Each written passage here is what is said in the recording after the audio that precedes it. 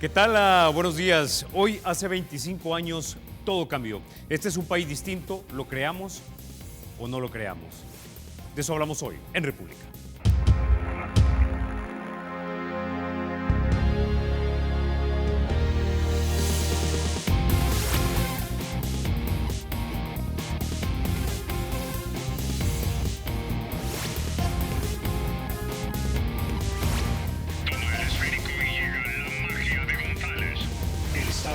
Será siempre libre e independiente y no será jamás el patrimonio de ninguna familia ni persona.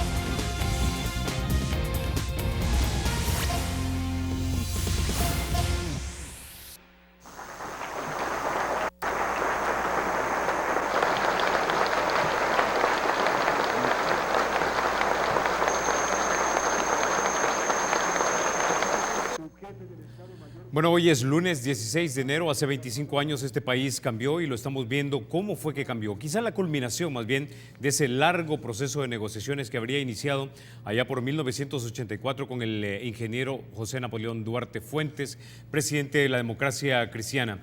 Hoy celebramos o recordamos o conmemoramos, como usted lo prefiera, 25 años de la firma de los acuerdos de paz. Y para hablar de los entretelones, de las intimidades de la negociación y otras cosas más, esta mañana es para mí un placer presentar a Eduardo Sancho. Él es miembro de la Comandancia General del FMLN histórico y también fundador de las Fuerzas Armadas de la Resistencia Nacional. También nos acompaña el doctor Óscar Santamaría, ex canciller de la República durante la administración del presidente Cristiani y también jefe del equipo negociador de la administración del presidente Cristiani. Caballeros, bienvenidos a República. Buenos días, Carlos. Muchas gracias por invitarnos al programa República y poder compartir estos temas de experiencia de lo que ocurrió en aquellas épocas, como usted decía, y a los amigos televidentes que nos están por ahí. Quizá antes de iniciar con los detalles de la negociación, yo quisiera preguntarle algo a usted, don Eduardo Sancho, y es lo siguiente. Si yo hubiese dicho en la década de los 70s, el presidente Salvador Sánchez Serén me parece que es un presidente inefectivo, o el presidente Alfredo Cristiani es un presidente inefectivo y me parece que el manejo de la cosa pública es irregular. Y lo hubiera dicho aquí, en este set, frente a toda la audiencia de El Salvador. ¿Qué me hubiera pasado? Tal vez alguna amenaza hubiera recibido en esa época. ¿Qué tan distinto es El Salvador de hoy al Salvador en el que ustedes crecieron? Yo creo que ahora ya hemos logrado por lo menos una democracia alternante y podemos usar los medios de comunicación, opinar. O sea, hoy se puede leer la diversidad de lo que somos los salvadoreños. O sea, que no solo es de libertades democráticas, sino que prácticamente estamos aprendiendo a discutir, a dialogar. Como que falta todavía volver otra vez a ocupar el instrumento ese de negociación que tenemos, que hoy creo que vamos a comentar los entretelones.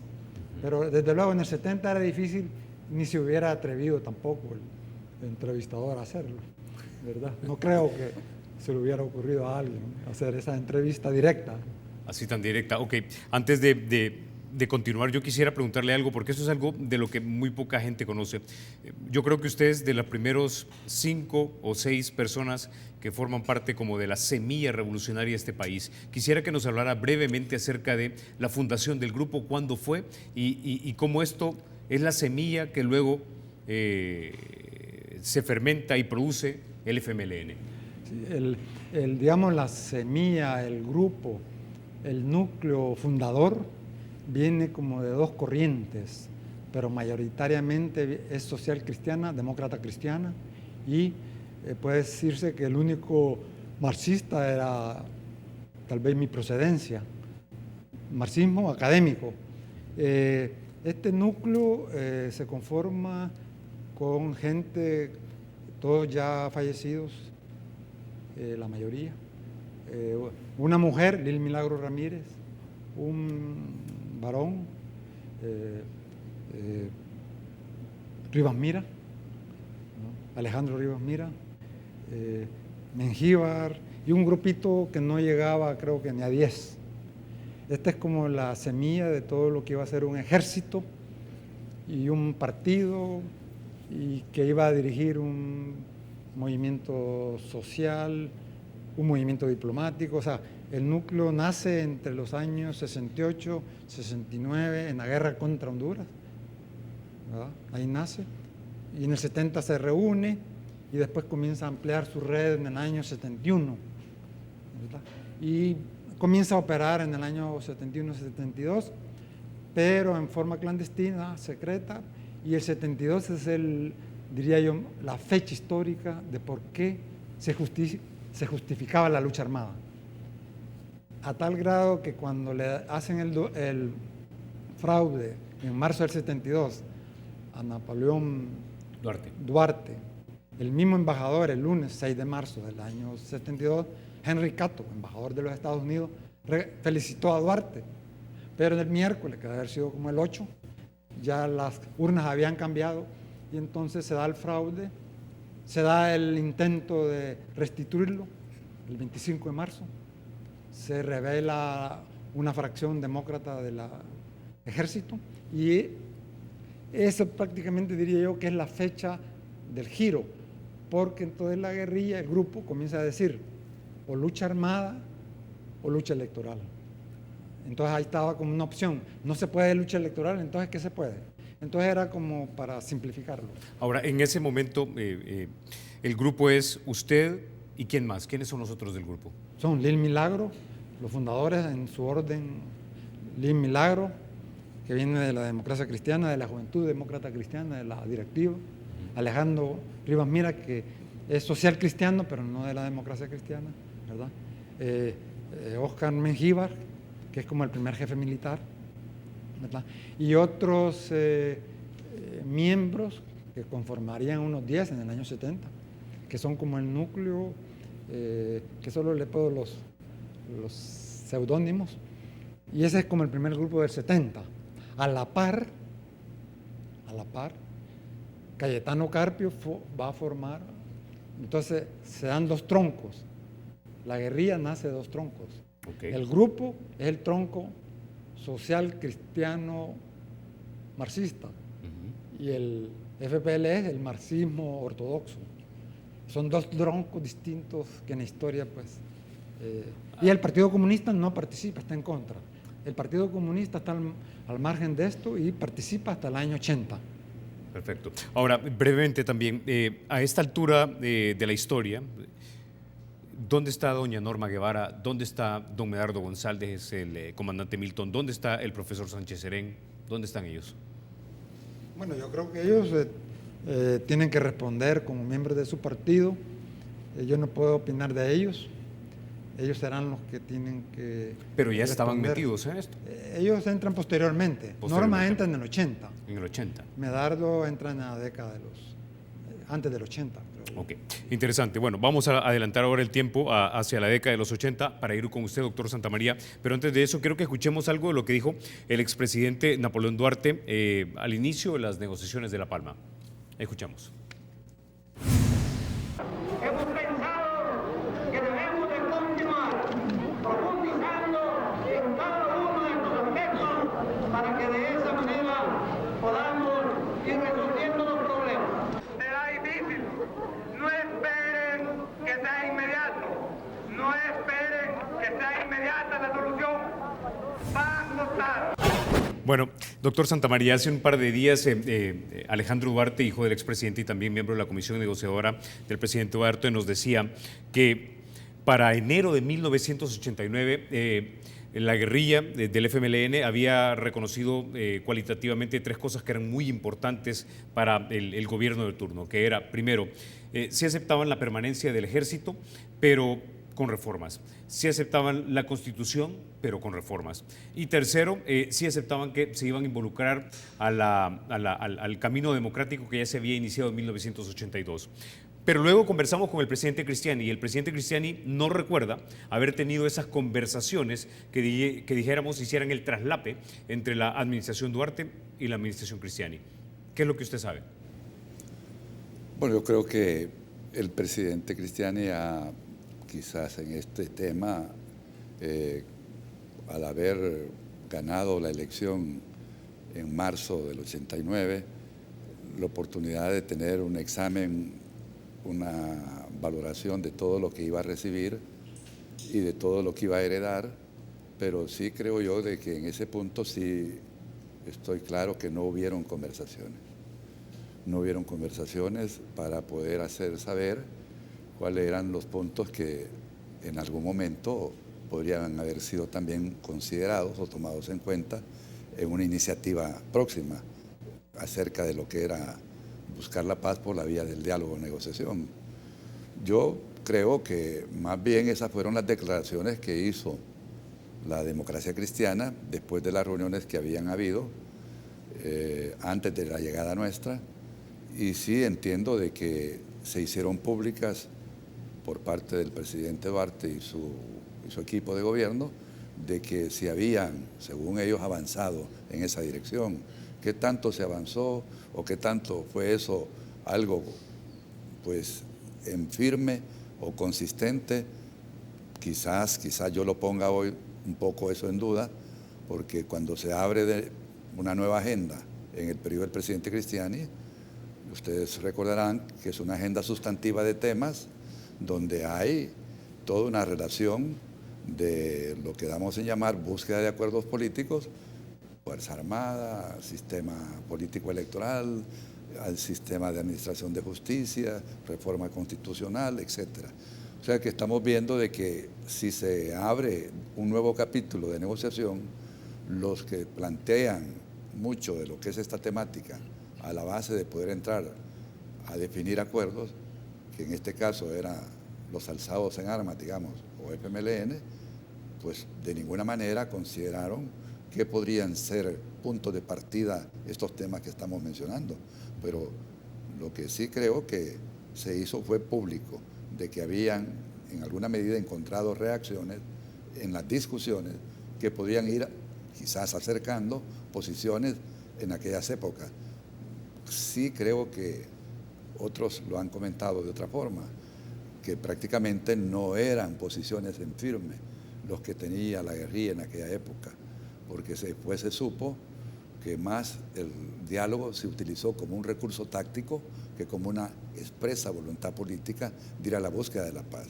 Y creo que mucho de eso, algunos de los que son miembros de la dirigencia del Frente, lo dijeron clara y llanamente después, que efectivamente en ese afán de poder buscar a través del diálogo posiciones de acercamiento acerca de la temática que querían tratar ellos como puntos de partida para llegar a la paz, pues definitivamente fue cierto que se aparecieron esos puntos de agenda, pero posiciones tal como las estamos escuchando, me parece que no fueron consideradas en firme. Ok, ahora, don Eduardo, eso fue lo que nos dijo Alejandro Duarte, nos dijo que esas tres condiciones ya se habían dado para enero del 89, el presidente Cristiani lo recuerda, el doctor Santamaría básicamente nos está diciendo casi lo mismo. Entonces, ¿sí variaba realmente, o será que no era unánime la posición de reincorporarse o incorporarse, perdón, al proceso democrático, respetar al ejército como institución permanente, pero con reformas, respetar la Constitución para cuando el presidente Cristiani asume en junio de 1989? Mira, en la Comandancia General el debate comenzó en el año 80, antes de la ofensiva final del 81. Comenzó un debate sobre estrategia de tres temas sencillos en ese momento: diálogo antes de La Palma, mediación internacional, mediación política interna y negociación. Entonces, como no había posiciones unánimes, se decidió usar y comenzar a construir la idea de una solución política. Y por eso quedó como consigna solución política. Pero esto es un proceso de construcción. Sí, ya se aceptaba, algunos tal vez no aceptaban la Constitución, pero ya la aceptaron, ya en el 89 tenía que aceptarla. Lo del ejército igual, ¿verdad? Y entrar al proceso democrático igual, porque ya en el año 82 es un documento que le llamamos Libro Verde, que el Frente en su archivo no lo ha querido ni publicar. Alguien se quedó con ese documento. que fue una reunión en La Habana en marzo del año 83, que Marcial le puso una reserva. Es prácticamente el programa de reformas, año 82. Entonces, lo que ocurre es que todavía no estaba bien claro en el año 82-83 hasta cuánto tiempo iba a durar la guerra.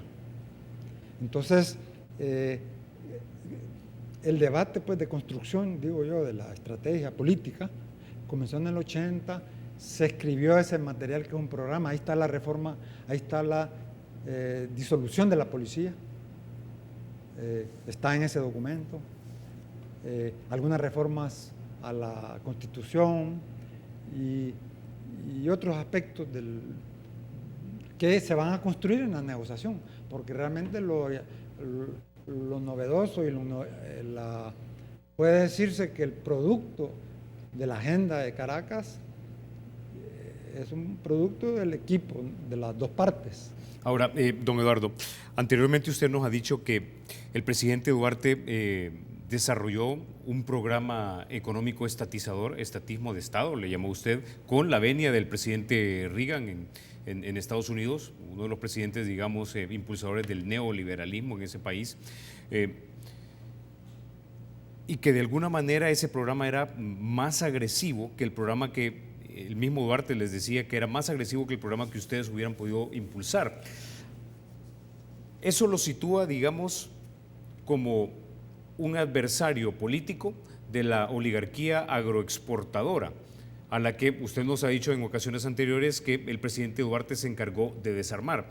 Cuando el presidente Cristiani llega en junio de 1989 a la presidencia, es la expresión política, según algunos, de lo que era la oligarquía económica. Entonces, pregunta, ¿fue esta una consideración, digamos, de fondo o cualitativa en la mente de los comandantes de la guerrilla, el decir, ahora ya no vamos a negociar con alguien que está en contra de la oligarquía agroexportadora, sino que vamos a negociar verdaderamente con alguien que forma parte, por lo menos de amistad, de la oligarquía agroexportadora, y con él sí vamos a negociar y lo que se decida con él es lo que va a hacer?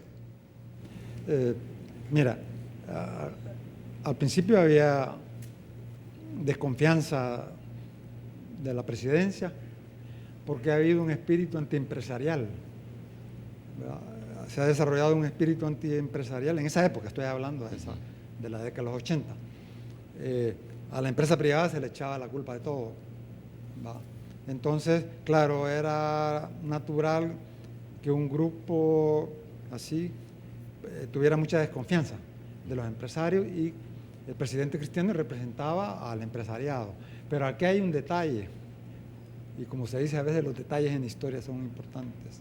Ellacuría tuvo varias reuniones con la comandancia y él nos decía que se necesitaba para la negociación el respaldo del empresariado. Y eso rompió el esquema.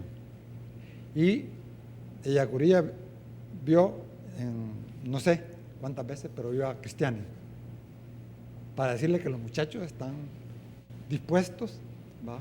Y que se le dio la bala a Ellacuría. Entonces, en ese sentido, estos son como los secretos del trasfondo, pues, pero fue importante Ellacuría, pues, en este contexto. Y creo que sin el apoyo del empresariado en ese momento no se hubiera podido lograr dar un paso en la negociación, porque todavía Arenas no entendía bien, no aceptaba el proceso negociador, ¿va? Porque se iban a hacer demasiadas concesiones.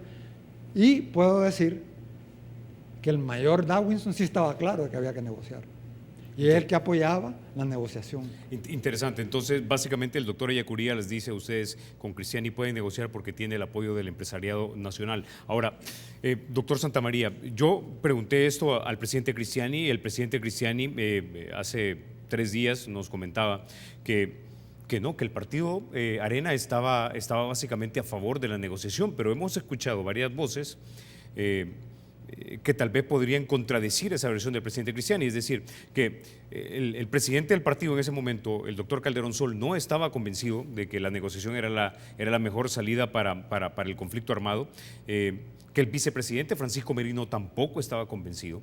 Es decir, que el presidente Cristiani tenía, digamos, como adversarios dentro de su misma esfera política a la cúpula militar, a su propio vicepresidente, al presidente del partido y probablemente algunos empresarios que se expresaban a través de las columnas editoriales de los dos principales periódicos. Bueno, yo creo que ya hablando en sí del paso que da la administración Cristiani para ofertar la paz, ahí hay varios aspectos y hay varios componentes que se deben de tratar, cada uno dentro del rol que jugó. Porque para mí, el que llegara al poder un partido de derecha, en el caso Arena, y que fuese un partido que integrado por sectores como lo está, uno de sus sectores de mayor peso y de mayor protagonismo es el sector empresarial. Acuérdense ustedes que esas son ya las orgánicas del partido nuestro, que está conformado por sectores. Eso le da al partido una fortaleza de poder tener integrado a todo una membresía que tiene diferentes orígenes y diferentes quehaceres.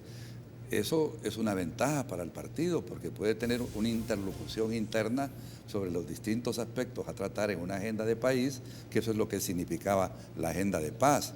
Entonces, si eso era así, además de eso habría que saber si en el orden en que estaba el proceso iniciado por el presidente Duarte no se había llegado a lo que todos creyeron que podía haber sido un aterrizaje en la búsqueda de la paz en firme, que era lo que todo mundo venía también planteando, si era posible hacer la paz por la vía del diálogo y no se logró, pues eso era otro punto en contra de la administración Cristiani, de arriesgarse a hacer también un intento de paz que le podía haber significado lo mismo.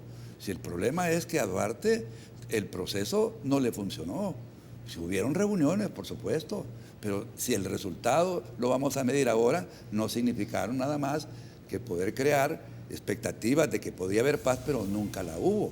Y ese es un factor en contra para alguien que va a querer también seguir esa ruta, seguir ese camino, y eso era lo que pensaba probablemente también el presidente Cristiani y pensaba mucha gente del partido. Por el otro lado había una fortaleza también, porque si acaso había un proceso que no había funcionado con el presidente Duarte, que sí simpatizaba más dentro de una tendencia de izquierda, como lo era el gobierno de él, que el caso de Arena, que es una tendencia de derecha, pues entonces sí creaba expectativas grandes en el FMLN de poder ir a negociar con la verdadera contraparte, porque Duarte no era la verdadera contraparte para ellos y no se había adelantado a hacer las grandes reformas estructurales de lo que era de la tierra, lo que era el comercio exterior y lo que era la banca. Eso se suponía que, como muchos dijeron, Duarte le había quitado las banderas a la guerrilla y la guerrilla ya no tenía nada con qué seguir argumentando una lucha armada. Pero claro, ellos lo hicieron a un lado totalmente ese tema y entonces sí dejaba el escenario con los verdaderos actores, izquierda y derecha. Ese era otro punto que también lo pensaron ellos. Y si vamos a entrar a definir una paz, pues sí, con esto sí podemos hacer paz, porque el día de mañana, ¿dónde pueden estar los riesgos? ¿Dónde pueden estar las amenazas? En la otra extrema, que es derecha. Eso hay que verlo dentro de lo que es la inteligencia para saber cómo ubicar una agenda de este tipo. Ahora, ya que menciona esto, ¿a qué tipo de presiones estaba sometido el presidente Cristiani? Porque intuyo que el presidente Cristiani tenía una posición, digamos, progresista o de avanzada con respecto a probablemente muchos de los que tal vez formaban parte de las personas más pudientes de este país. Y seguramente le decían, no, ¿y por qué vas a negociar con ellos? ¿Por qué vamos a hablar del ejército? ¿Por qué vamos a reformar la Constitución? ¿A qué tipo de presiones estaba usted y el presidente Cristiano sometido? Bueno, lo que ya comenté, Carlos, factores internos y externos. Factores internos eran esos que estaba mencionando, pero externos también las cosas se definían en un escenario que también era favorable para dar ese paso de la paz política, ya no la victoria armada de ninguna de las partes. Si había caído el muro de Berlín, había dado vuelta a todo lo que era un bloque soviético, que era la lucha bipolar que había en el mundo, y eso que era realmente un apoyo y respaldo para la guerrilla salvadoreña, porque nadie lo ha negado que así era, con todo un grado de poder involucrarse la Unión Soviética a través de los aliados de ellos, Cuba, Nicaragua, en este tema, pues eso sí también era otra fórmula que podía aprovecharse para poder ir a la búsqueda de la paz por esta vía. Por lo otro, que pudiese significar una, llamémosle, lucha interna del partido para poderle a él atar las manos y decir que no fuera más allá, eso no ocurrió, eso no ocurrió. De ninguna manera ocurrió. Hasta es más, muchos hablaron de que podía ser objeto de golpe de Estado. Golpe de Estado no hubo. Si acaso podría haber habido algún intento que nunca llegó a ser parte de la realidad, a lo mejor podría haber estado en la mente de algunos sectores, pero sí él lo que logró transmitir es lo que yo siempre he dicho, credibilidad y confianza, porque el liderazgo de él no es que lo tiene así solo porque sí, es el liderazgo que le cede el principal fundador, que es Dabuizón, cuando él define quién va a ser el que va a liderar el partido, a partir de que él hace un retiro voluntario. Si eso es lo inteligente de Dabuizón, pierde una elección, hace un autorretiro voluntario y dice que venga un nuevo liderazgo, y el liderazgo se lo pasa a Cristiani. Cristiani asume eso con bastante éxito y con bastante preeminencia sobre el resto de los sectores, y eso sí creo yo que genera una forma de poder también unirse a esa decisión que él toma de hacer la paz por la vía política, porque el desenlace militar ya no cabe en la mente de nadie, ni para que triunfe la guerrilla, ni para que triunfe el ejército. Entonces, ante ello, sí hay un escenario que creo que es propicio para que se busque la paz en ese momento. Entonces, sí, yo no voy a decir que no hay adversarios en este tipo de organizaciones sobre lo que puede ser un paso de esta naturaleza, lo que significaba para muchos entrar quizás a una vía de entregar el país, como muchos decían, versus lo que puede significar una solución política a toda una crisis, como es la crisis bélica, que golpea en todo sentido, que en ese caso sí, creo yo, tenía formas de cómo poder mostrar Cristiani que el único camino que cabía en ese momento era ir a la mesa de diálogo, buscar la paz dentro del marco de darle paso a la fuerza de la razón y no a la fuerza de las armas, pero sí creando condiciones que podía estar dentro de la misma Constitución, preservar el sistema. Si el sistema se preservó, se ha preservado, el sistema no entró en crisis de decir, le entregaron el poder al FMLN, y no ve usted que hubieron 4 elecciones consecutivas que ganó Arena, pues. ¿Y por qué ganó Arena 4 elecciones consecutivas? Ya estando al frente como fuerza política. Porque definitivamente la gente seguía creyendo que el liderazgo de Arena era válido para poder haber hecho más allá de lo que al final pues podría haberse hecho en este tema, de una forma de reconstruir el país, pero sobre todo buscar alternativas en la agenda de futuro que podían darle a El Salvador la oportunidad de situarse en un estatus que no había logrado antes. Y eso sí, de veras, es otro de los aspectos que siempre se ha cuestionado, que por qué en aquel momento en que vino el relevo democrático del presidente Duarte a la derecha, no hubiese habido la oportunidad de continuar con un proyecto, porque lamentablemente el proyecto del presidente Duarte había fracasado, había naufragado. Ese es el punto. Entonces, cuando se cambian las agendas y Cristiani dice, voy a reconstruir la economía, voy a de nuevo a crear condiciones para que el país tenga credibilidad internacional, legitimidad también, porque hasta eso había ocurrido, y mantener los niveles con los socios externos. Y los socios externos, pues todos sabemos que han sido siempre nuestros aliados, los países grandes de Europa y de América del Norte, que nos han ayudado en muchas de las agendas de país. Eso sí le dio incluso a Cristiani el aval internacional que no le daba a nadie a la derecha. Okay. Le debo decir que nadie le daba el aval a la derecha. Tengo que ir a la pausa. Cuando regresemos vamos a hablar de 2 cosas que fueron muy importantes en estos acuerdos de paz. Uno es el ejército vuelve a los cuarteles obedientemente, y el presidente de la República deja de ser lo que casi era, un rey, antes de los acuerdos de paz. Ya volvemos.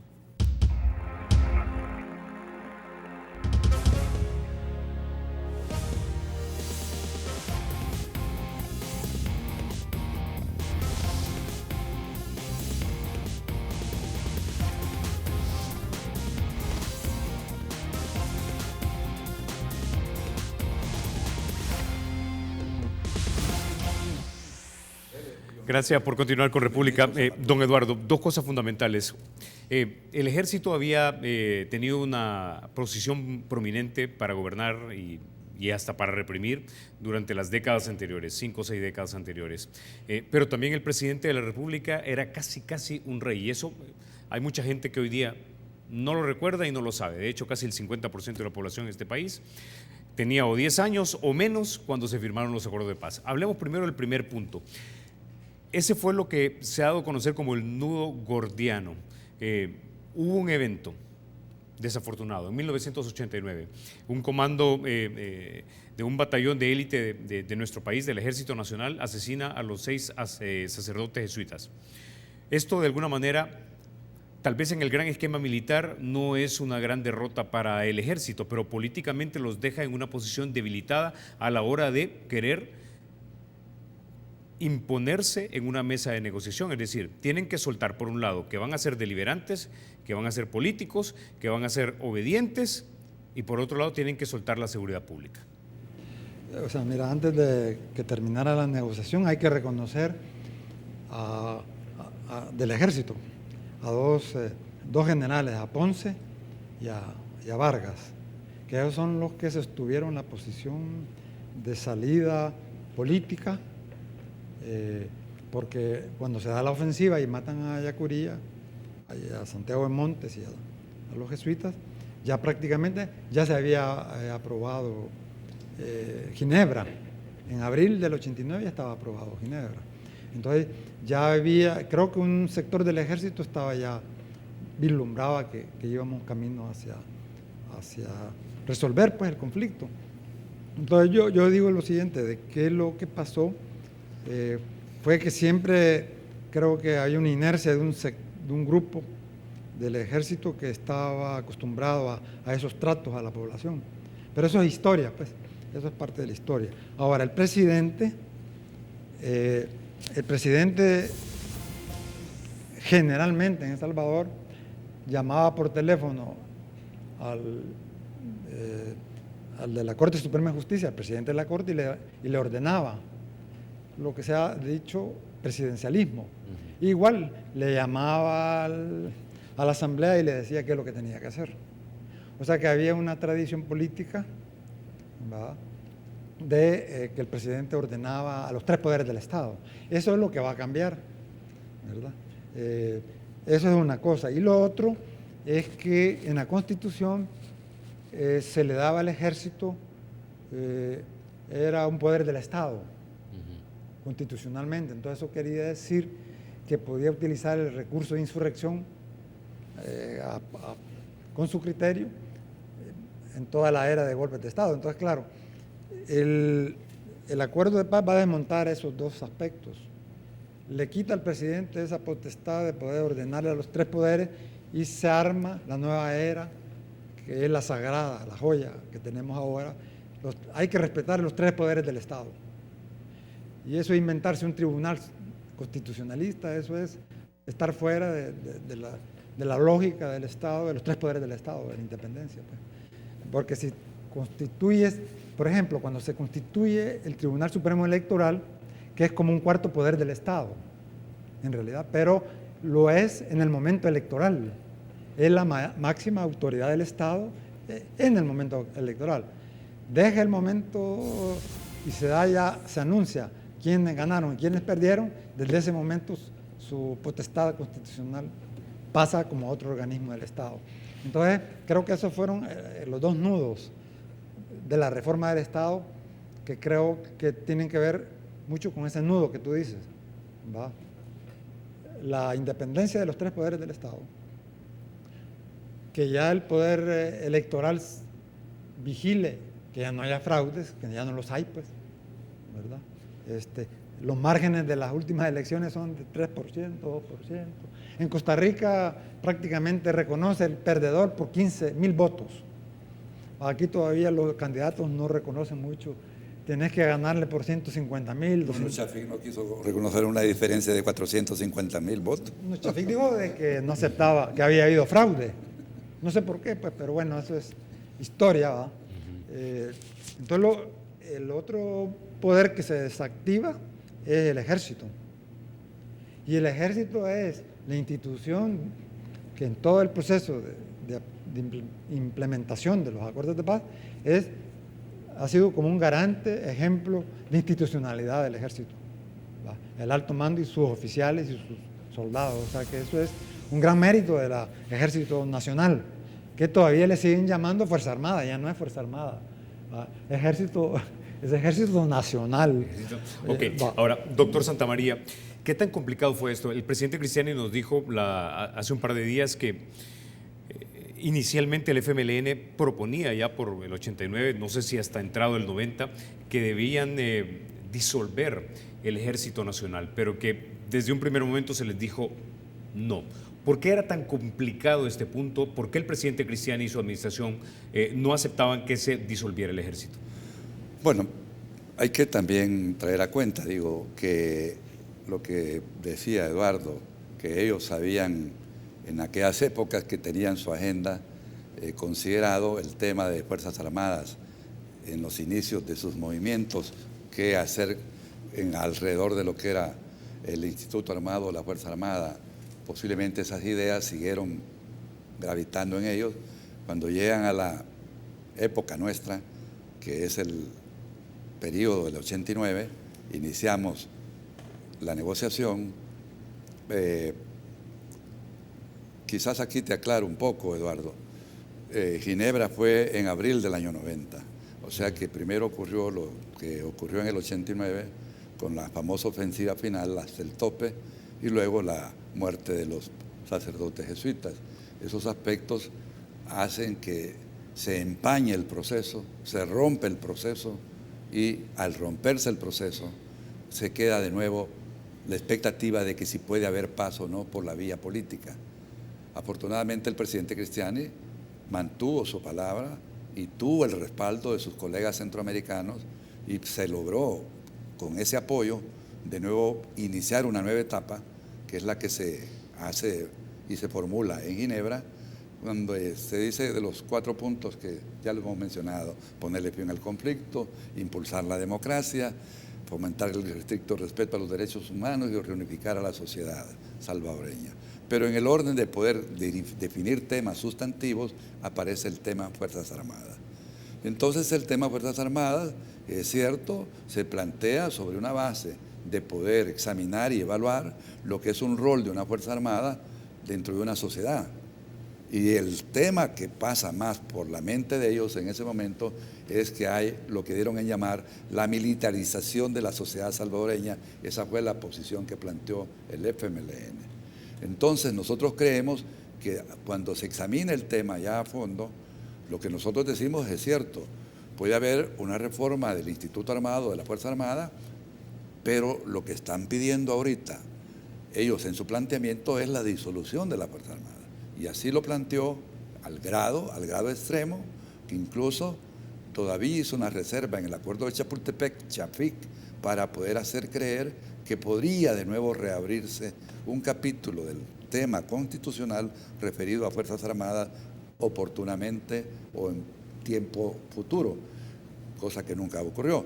Pero sí el tema de la disolución es planteado y en un grado de extremo en que todo lo que significó la reforma constitucional de 28, 29 días casi en México, que fue la jornada más extraordinaria que ha habido y donde sí se presenta el verdadero nudo gordiano, porque se presenta que la reforma constitucional hay que hacerla haciendo un cambio de la Constitución, y eso fue lo que al final también se anunció, que en ese tema estaba referido el tema de las cláusulas pétreas de la Constitución, que son las que contienen el sistema nuestro actual, un sistema republicano, democrático y representativo.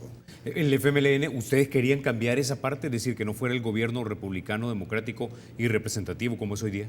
Tal vez hasta allí no lo dijeron en esa forma. Lo que sí dijeron es que debería de haber un cambio en el marco de la Constitución que pudiese permitir ir a la búsqueda de una nueva Constitución.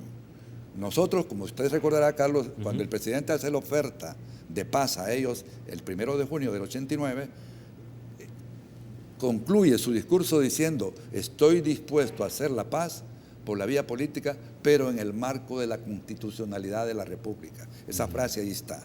O sea que no podía ir él sobre la Constitución, porque entonces sí definitivamente este proceso no hubiera ido adelante. Y ese es el punto donde en aquella bárbara reunión que hubo de casi 28, 29 días, se concluye que sí puede haber reforma de la Fuerza Armada, jugando en la Fuerza Armada un rol dentro de una sociedad democrática, con una nueva misión constitucional, porque ahí es donde se define la nueva misión constitucional de la Fuerza Armada, con la reforma que se aprueba en México, y luego se habla también que puede haber, en el orden de poder llevar adelante esa reforma de las Fuerzas Armadas, la modernización también de la misma Fuerza Armada, jugando un rol, como repito, de apoyo, de aliado a la democracia y no en contra de la democracia. Y se habla también que, ¿por qué no?, se puede el ejército reducir a un ejército en tiempos de paz y dejar la estructura orgánica de tiempos de guerra. Ahí es donde vienen todas las modificaciones, los famosos batallones élites y todas aquellas fuerzas que conformaban esa, llámele usted, membresía que conformaba todo el Instituto Armado. Por eso es que sí, creo yo, que el tema, es cierto, va a un debate grande y se plantea casi la ruptura del proceso en México por esta situación. Yo recuerdo muy bien, y esa quizás reunión en la que estuvo Joaquín Villalobos, que fue larguísima, como menciono, tuvo una pausa, pero una pausa en el mismo día, de poder nosotros decirles, miren, si se insiste en la disolución de la Fuerza Armada y en la, llamémosle, sustitución de la Constitución actual, no caminaremos en esta ruta del diálogo. Y eso que genera esa pausa enorme que dura 6, 8 horas, de nuevo vuelve a retomarse el proceso en la misma noche, ya retirando el FMLN esos dos planteamientos. ¿Y estamos hablando de qué mes de 1990 o 91 Abril ya? 91. Abril 91. Entonces, don Eduardo, mi pregunta es la siguiente. En esas 6, 8 horas que obviamente el doctor Santamaría no estuvo con ustedes, ¿qué fue lo que discutieron para finalmente llegar con una nueva propuesta o retirar las peticiones que tenían 8 horas antes? No, mira, yo creo que eso es, como ese es la negociación es una herramienta. Cada parte tiene su objetivo, pero como ya hay una agenda común, el asunto está en que la parte, digamos, del frente se consideraba que para como ablandar el terreno se lanzó esa estratagema que era, pues disuelvan el ejército, que era como es como cuando Santamaría tiró el ataché negro, entonces todo el mundo dijo, aquí, hasta aquí llegó, va. Así se entendió.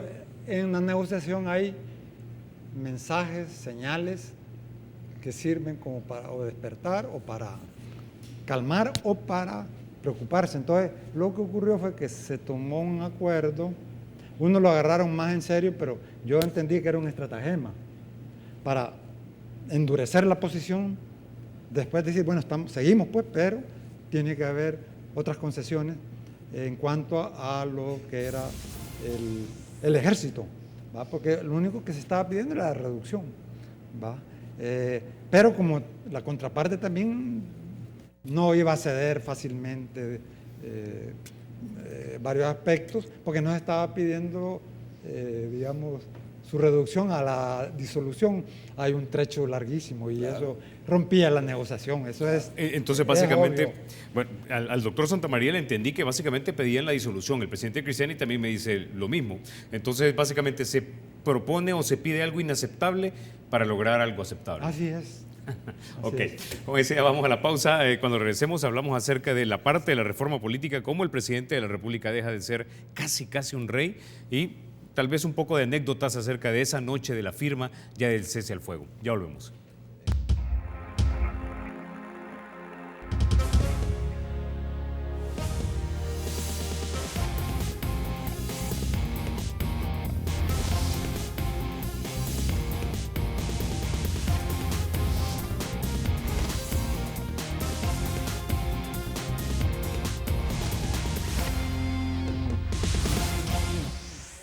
Gracias por continuar con República.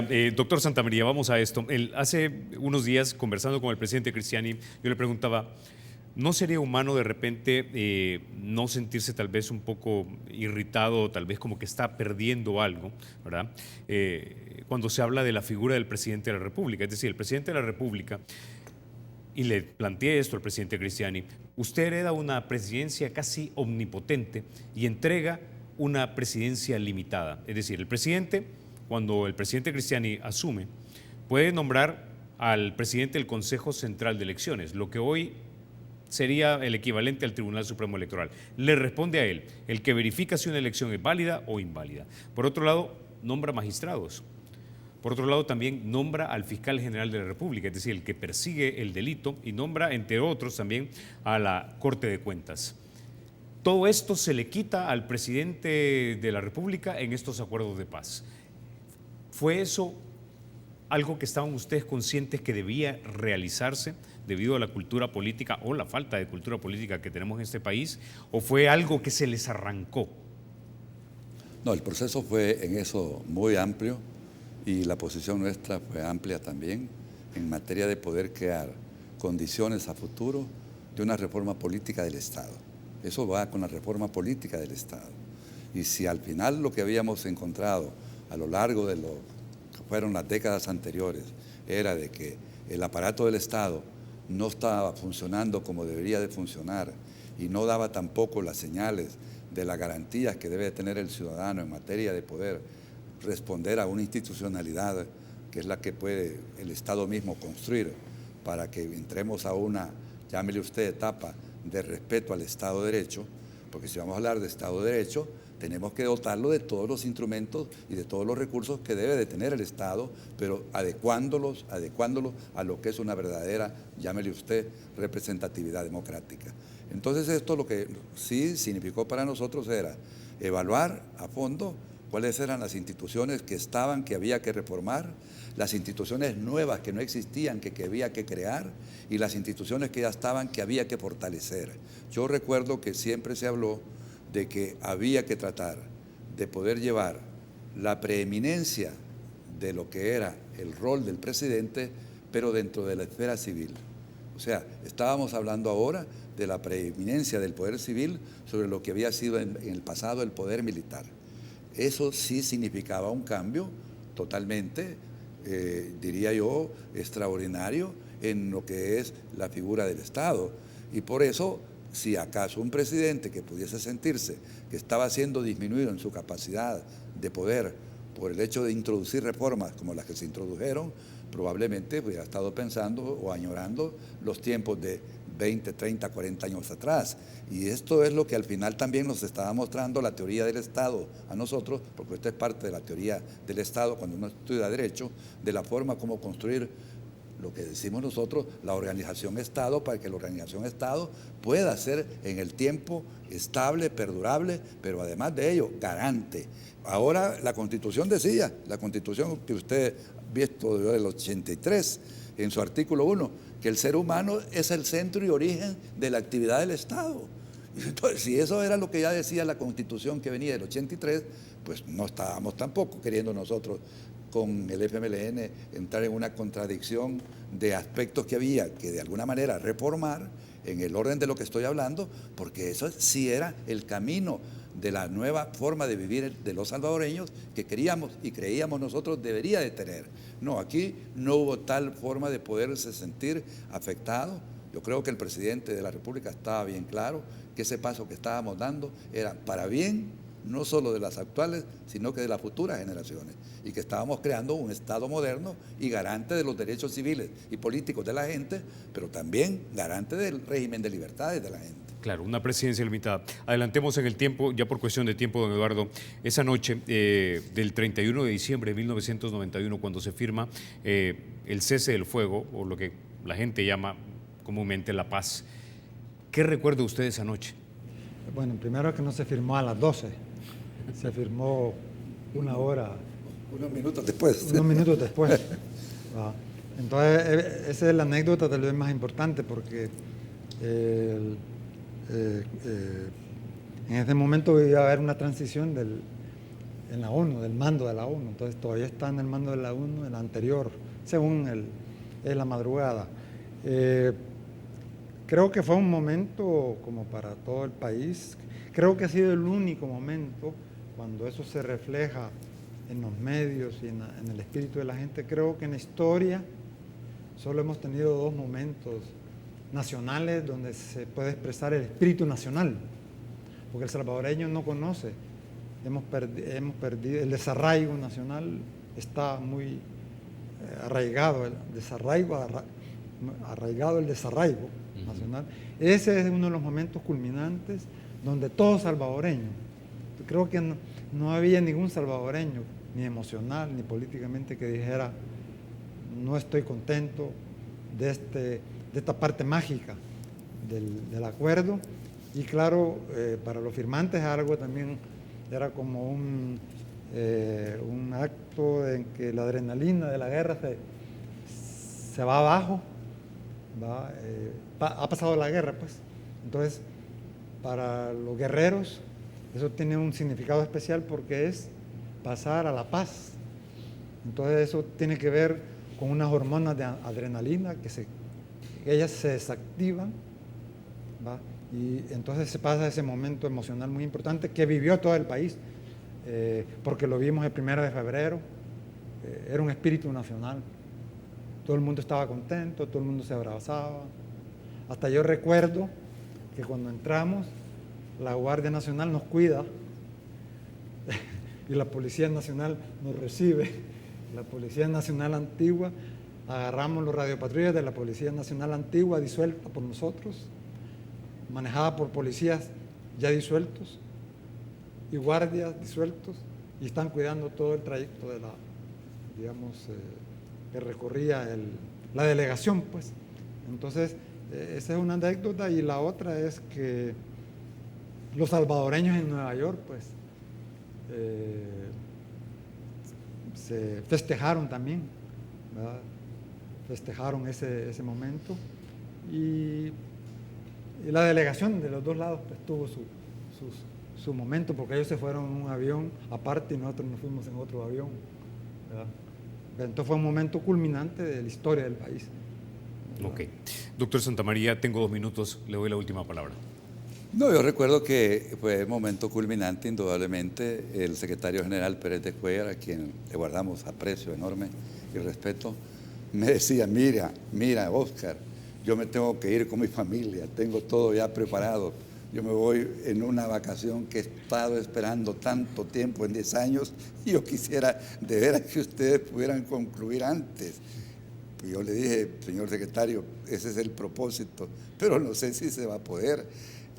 Me decía, que lo lamento, pero te voy a dar hasta las 7 de la noche. Si a las 7 de la noche esto no ha concluido, cancelo todo. Y tuvo que cancelar el pobre su viaje con toda su familia a las Bahamas, que era donde él había querido ir a pasar sus fiestas de Año Nuevo, y lo lamentamos de veras, pero sí él, pero muy respetuoso y serio, se quedó hasta el último momento y pues delegó todo eso en otro de los familiares de ellos, pero sí él mostró la seriedad y la responsabilidad enorme que tenía como secretario general de concluir exitosamente este proceso. Pero yo bajaba y subía en los pisos 38, 39, 37 y me encontré a varios de los colegas por ahí, de los que habíamos estado hablando, pero creo que el FMLN tenía varios de sus también colaboradores y todo, un poco allí como compungidos y un tanto así como queriendo pues encontrarse quizás en un nuevo momento, que es complicado, de lo que ya no fue aquello que yo pretendía y lo que va a ser ahora, pues probablemente eso produce también efectos de otro tipo nostálgico y, ¿por qué no?, expresar afectivamente lo que pasa en esos momentos. Pero nosotros decíamos, sí hay alrededor de esto que estamos culminando algún efecto de realidad. Veámonos nosotros mismos, porque también al final uno hasta creía que el paso que estábamos dando en ese 31 quizás podía haber sido o no haber sido cierto, porque sí, de veras, se pasa por la parte más complicada al cerrar un proceso de este tipo.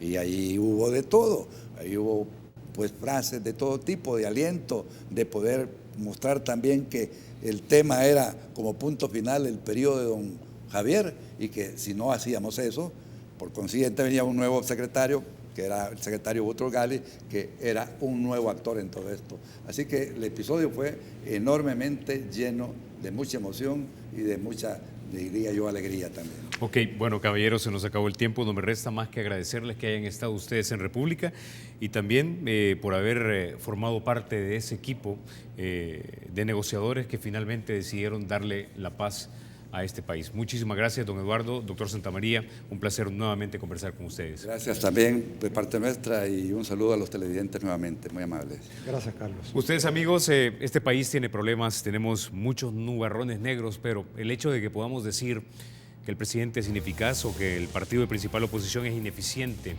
o lo que no nos parezca, lo que queramos expresar en redes sociales, eso es algo que no podíamos hacer y es algo que hay que atesorar hoy día. Eso no quiere decir que vamos a negar los problemas que tenemos. Dicho esto, se quedan con la emisión matutina de Teleprensa. Soy Carlos Toledo, gracias por vernos. Recuerden, la República es de todos. La República está en paz. La República hay que cuidar.